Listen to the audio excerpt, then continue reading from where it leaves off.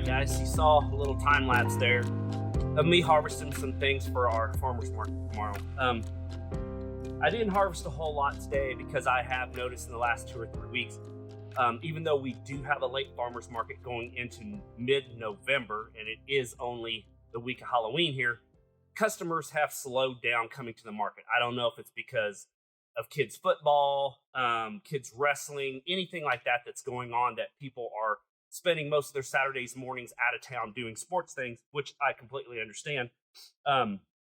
So what I've done is I've kind of backed off on our harvest here. You know, we do have this tunnel completely planted out here, and I did that for a reason. Going into winter or into fall, you want to make sure that you plant everything out a little bit early, so as the first couple freezes come, as it slows down, as the daylight that we have diminishes down to a smaller number, that's the key. A lot of people think if you have a greenhouse or a high tunnel, you can grow tomatoes and cucumbers in the dead of winter, and in some places you probably can if you have enough heat and you have enough light.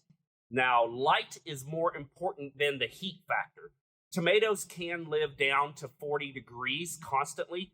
We start our tomatoes here in Kansas in February and March in the high tunnel in the ground.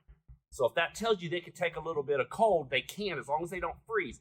What they need to grow, what all plants, vegetables, anything needs to grow, is direct sunlight. If I remember right, it needs at least 10 hours of sunlight per day for a good amount of growth.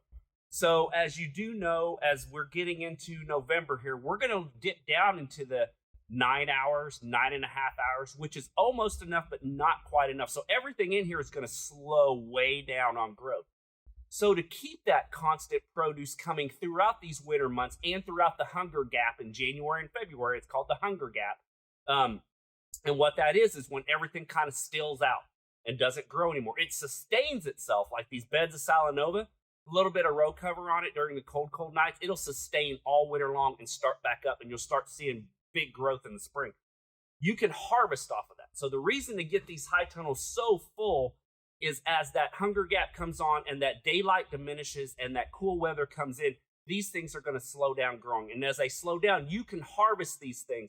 They're not going to come back as fast, but you can keep them in the field. So you want to make sure you have almost full grown vegetables by your first frost or a little bit after your first frost. That way you can keep continually harvesting these items.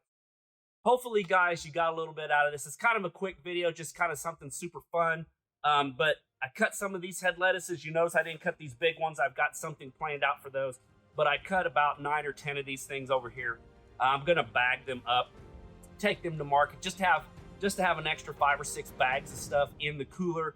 I usually take these big Tropicanas or Cherokee mixes, as you can see over there. They're not big enough to cut yet.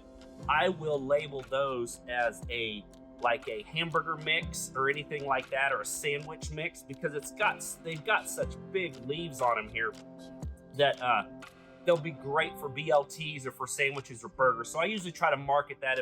If items slow down a little bit on the lettuces, kind of slow down, I'll rebrand them or rename them and kind of get a jump start on stuff.